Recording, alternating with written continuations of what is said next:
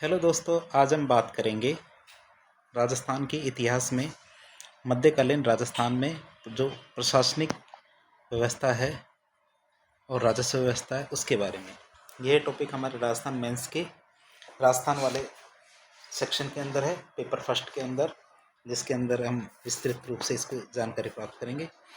इसके अंदर हम इसको दो भागों में लेके तैयार करेंगे। पहले मध्यकालीन राजस्थान की प्रशासनिक व्यवस्था, दूसरी राजस्व व्यवस्था।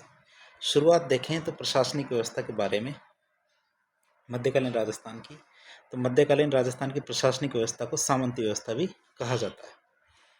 मध्यकालीन राजस्थान की जो सामंती व्यवस्था थी, ये किस तरह थी? ये टेंट के समान हुआ करती थी। लेकिन जब मुगल काल पड़ रहा था तो मुगल काल की व्यवस्था को देखें तो बगल में मुगल काल में मनसबदारी व्यवस्था सीढ़ी के समान हुआ करती थी।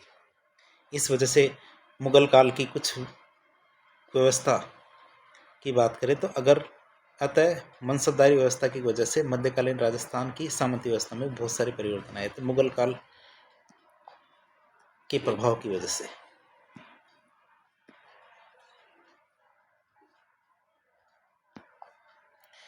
लेकिन फिर भी मध्यकालीन राजस्थान की सामंती व्यवस्था का मूल ढांचा हमेशा टेंट की तरह ही बना हुआ रहता था। मध्यकालीन राजस्थान की सामंती व्यवस्था बंधुत्व या भाईचारे पर आधारित हुआ करती थी। कर्नल जेम्स टोड के अनुसार देखें तो यूरोप की जो प्रशासनिक व्यवस्था होती थी उसमें एक राजा और सामंत होते थे और इनका बीच रिश्ता स्वामी और सेवक के रूप में होता था। मध्यकालीन राजस्थान की प्रशासनिक व्यवस्था में राजा और सामंतों का संबंध सम्मान और कर्तव्य पर आधारित होते थे। अब बात करते हैं प्रशासनिक व्यवस्था के अंदर राजा के द्वारा किस प्रकार के कर लिए जाते थे। मध्यकालीन राजस्थान में सामंतों द्वारा राजा को कौन कौन से कर दिए जाते थे? सबसे पहला कर रेख होता था। रेख की बात करें तो भू राजस्व को रेख कहते थे, अर्थात वह भू राजस्व जो सामंत के द्वारा राजा को दिया जाता था उसे रेख कहते थे। रेख भी दो प्रकार का होता था, एक पट्टा रेख और एक होता था भरतू रेख। पट्टा रेख किसे कहेंगे? पट्टा रेख जो अनुमान के आधार पर राजस्व भू राजस्व दिया जाता है उसे पट्टा रेख कहेंगे। दूसरा होता था भरतू रेख। भरतू रेख की बात करें तो भरतू रेख वो राजस्व होता था जो वास्तव में दिया जाता था। अन्य राजस्व की बात करें या कर की बात करें तो उस समय कौन कौन से कर दिए जाते थे? उत्तराधिकार शुल्क या उत्तराधिकार कर। ये किनको देना पड़ता था? यह सामंत के उत्तराधिकारी द्वारा राजा को दिया जाने वाला कर था, अर्थात नए सामंत जो राजा बनते थे वे राजा को ये कर देते थे। मेवाड़ में इस प्रकार के कर को तलवार बंधाई कर, कैद खालसा या नजराना कर कहते थे। मारवाड़ में इस कर को हुक्मनामा या पेशकशी कहा जाता था। जैसलमेर रियासत में सामंत इस प्रकार का कोई कर नहीं देते थे। अन्य करों की बात करें तो चाकरी, सामंतों द्वारा राजाओं को सेवाएं प्रदान की जाती थी जिसे चाकरी कहते थे। जैसलमेर रियासत में राजा सामंतों को चाकरी के बदले धन देता था। तो अगले कर की बात करते हैं नजराना। नजराना किसे कहेंगे? नजराना नए युवराज के पहले विवाह के समय सामंतों के द्वारा राजा को दिया जाने वाला कर नजराना कहलाता है। फिर अगला आता है न्योत कर। न्योत कर किसे कहेंगे? ये राजकुमारी के विवाह के समय सामंतों के द्वारा राजा को दिया जाने वाला कर होता था। फिर एक कर होता है गनीम बराड़। गनीम बराड़ किसे कहते हैं? जब राजा किसी से युद्ध करता था, युद्ध के समय सामंतों से वे एक प्रकार का कर लेते थे जिसे गनीम बराड़ कहते हैं और ये राजा को दिया जाने वाला कर था। आगे बात करते हैं मध्यकालीन राजस्थान में सामंतों के कुछ विशेषाधिकार भी हुआ करते थे। विशेषाधिकार को बात करें तो सबसे पहला होता है ताजीम। ताजीम किसे कहेंगे? जब सामंत दरबार में आते थे तो राजा खड़े होकर उनका स्वागत करते थे, इसे ताजीम कहेंगे। ताजीम भी दो प्रकार की होती थी, एक होती थी इकेवड़ी ताजीम, एक होती थी दोवड़ी ताजीम। इकेवड़ी ताजीम और दोवड़ी ताजीम किसे कहेंगे? इकेवड़ी ताजीम उसे कहेंगे जब सामंत दरबार में आता था तो राजा के द्वारा उसका सम्मान में खड़ा होता था।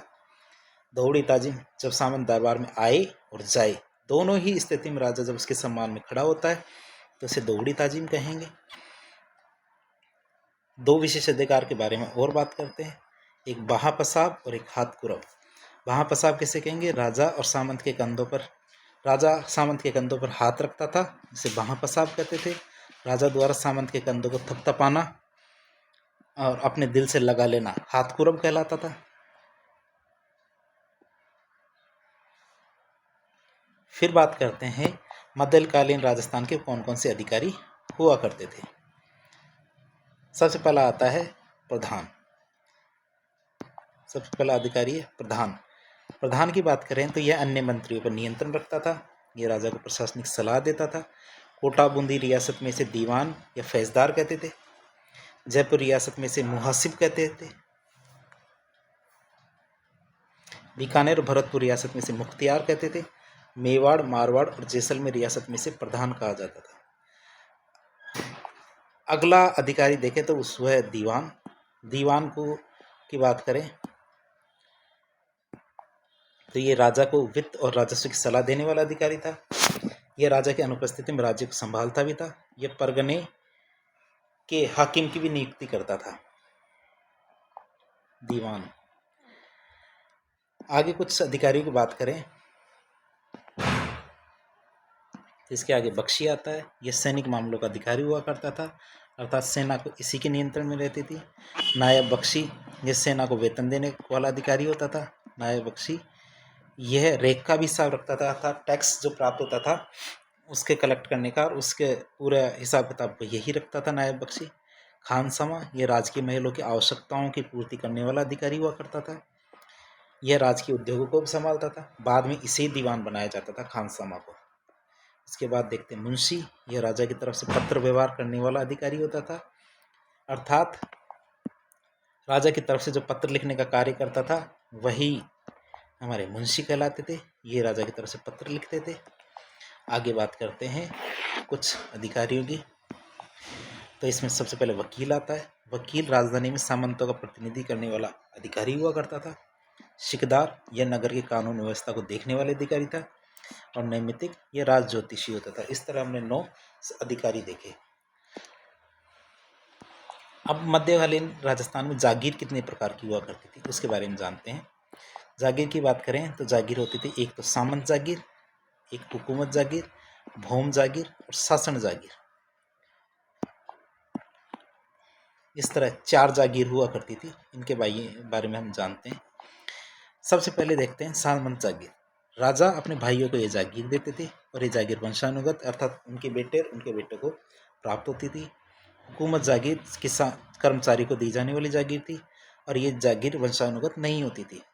भौम जागीर राजाओं के द्वारा सेवा के बदले सैनिकों को जो जागीर दी जाती थी उसे भौम जागीर कहेंगे। ये जागीर वंशानुगत भी हो सकती थी और अवंशानुगत भी हो सकती थी।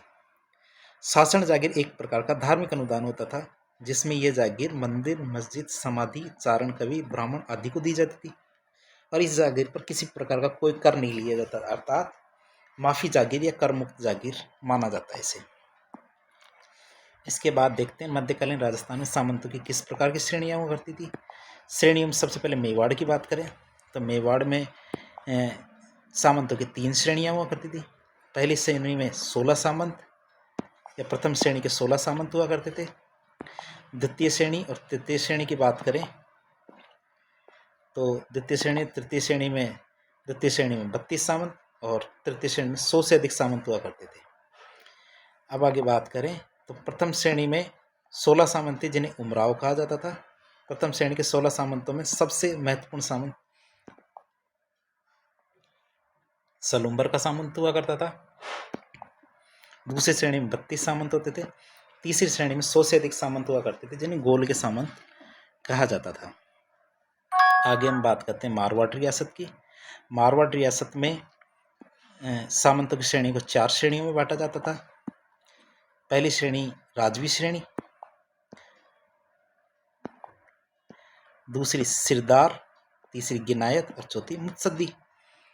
आगे बात करें तो राजवी श्रेणी किसे कहेंगे। इस श्रेणी में राजा के निकट के 3 पीढ़ी के व्यक्ति सामंत बनते थे, जैसे राजा का भाई, राजा का चाचा, राजा का बेटा, इस तरह के। और इनको रेख, हुक्मनामा, चाकरी किसी भी प्रकार का कर नहीं देना होता था। दूसरी श्रेणी सिरदार श्रेणी होती थी। इसमें राजा के निकट के 3 पीढ़ी के अलावा अन्य भाई बंधु सामंत बनते थे। तीसरी होती गिनायत श्रेणी। ये राजा के सगे संबंधी जो विवाह के उपरांत बनाए जाते थे उनको सामंत बनाया जाता था। चौथी मुत्सद्दी श्रेणी होती है। इसमें कर्मचारी को सामंत बनाया जाता है। इस तरह हमने मारवाड़ की सामंत व्यवस्था देख ली। अगली हम पढ़ते हैं बीकानेर के अंदर किस प्रकार की व्यवस्था थी। बीकानेर रियासत में, तो बीकानेर रियासत में सामंतों को 3 श्रेणी में बांटा गया था। पहली श्रेणी, दूसरी और तीसरी श्रेणी। पहली श्रेणी में जो बीका थे तो बीका के वंशजों को सामंत बनाया जाता था। दूसरी श्रेणी में बीका के वंशज के अलावा अन्य जो राठौड़ होते थे उनको सामंत बनाया जाता था। तीसरी श्रेणी में बीका से पहले के व्यक्ति सामंत बनते थे। इसके बाद हम अगली श्रेणी देखते हैं जैसलमेर के अंदर। जैसलमेर में सामंत की व्यवस्था किस प्रकार हुआ करती थी। तो जैसलमेर की बात करें तो जैसलमेर में 2 प्रकार के सामंतों की श्रेणियाँ हुआ करती थी, एक डावी और एक जीवनी। डावी सामंत या डावी श्रेणी के अंदर किसको शामिल किया जाता था। डावी में वे सामंत, डावी में राजा के बाईं ओर बैठते थे उनको डावी श्रेणी के सामंत कहते थे। जो राजा के दाईं ओर बैठते थे उन्हें जीवनी श्रेणी के सामंत कहते थे। जैसलमेर के राजा हर्राज ने जैसलमेर रियासत में सामंतों की 2 श्रेणियां बनाई थी जो डावी और जीवनी के रूप में जानी जाती है। इसके बाद हम 2 रियासतें और देखेंगे जिसमें हम जयपुर और कोटा रियासत के बारे में जानेंगे। पृथ्वीराज ने 12 कोटड़ी व्यवस्था बनाई थी जिसमें 12 सामंत हुआ करते थे और कोटा रियासत में 2 श्रेणियां बनाई गई थी। पहले देश थी, दूसरी हजूर थी। देश की श्रेणी की बात करें तो इस श्रेणी में सामंत कोटा के अंदर रहते थे। देशती श्रेणी के अंदर सामंत कोटा के अंदर रहते थे। हजूरती में कोटा के बाहर राजा के साथ रहते थे। कोटा रियासत में ये 2 श्रेणियां थी जिसमें कुल 30 सामंत कार्य करते थे। आगे बात करते हैं मध्यकालीन राजस्थान की न्याय व्यवस्था के बारे में। न्याय व्यवस्था के बारे में देखें तो राजा सबसे बड़ा न्यायिक अधिकारी हुआ करता था। राजा बड़े मामले जैसे और मृत्युदंड ऐसे मामले ही देखता था। राजा के अधीन 2 प्रकार की जमीन हुआ करती थी, एक खालसा भूमि और एक जागीर भूमि। खालसा भूमि राजा के स्वयं के नियंत्रण में रहती थी, जागीर भूमि सामंतों के नियंत्रण में रहती थी। खालसा क्षेत्र में न्याय का काम हाकिम करता था, जागीर क्षेत्र में न्याय का काम सामंत करता था। ग्राम पंचायत छोटे मामले देखती थी।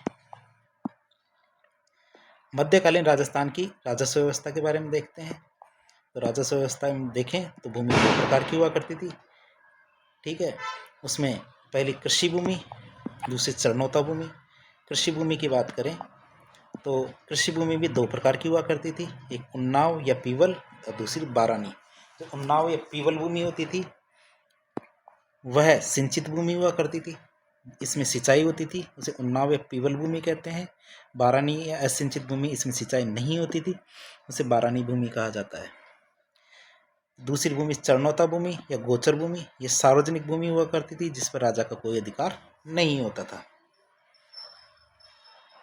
अगली बात करें तो भूस्वामी कौन होता था। भूस्वामी की बात करें तो भूमि का सैद्धांतिक भूस्वामी तो राजा होता था और वास्तविक भूस्वामी किसान होता था। आगे किसान की बात करें तो किसान 2 प्रकार के होते थे। किसान 2 प्रकार के होते थे, बापीदार किसान, गैर बापीदार किसान। बापीदार किसान उन्हें कहेंगे वे किसान जिनके पास खुद की जमीन होती थी। गैर बापीदार किसान वो किसान जिनके पास खुद की जमीन नहीं होती थी। गैर बापीदार किसानों को शिकमी किसान भी कहते थे। बापीदार किसानों को पट्टा इनके पास दाखिला या पट्टा होता था। कर्मचारियों की बात करें तो भू राजस्व के कर्मचारी किस प्रकार कार्य करते थे। तो भू राजस्व के कर्मचारी राज्य की तरफ से भू राजस्व लेने का काम पटवारी का होता था। गांव की तरफ से भू राजस्व लेने में पटवारी की सहायता करने वाले व्यक्ति को चौधरी या पटेल कहते थे। भू राजस्व का निर्धारण किन बातों को ध्यान में रख के किया जाता था। भूमि की उत्पादकता, फसल का बाजार भाव क्या है और किसान की क्या जाती है, इस आधार पे किया जाता था। इस तरह हमने देखा मध्यकालीन राजस्थान की प्रशासनिक और राजस्व व्यवस्था के बारे में। इस प्रकार की ज्ञानवर्धक वीडियो देखने के लिए हमारे चैनल से जुड़े, लाइक करें, इस वीडियो को सब्सक्राइब करें और हमें बताएं कि हम इस प्रकार के वीडियो में किस प्रकार सुधार कर सकते हैं, और यदि इस वीडियो में कोई कमी हो तो हमें ज़रूर बताएं और हमसे जुड़ें। धन्यवाद।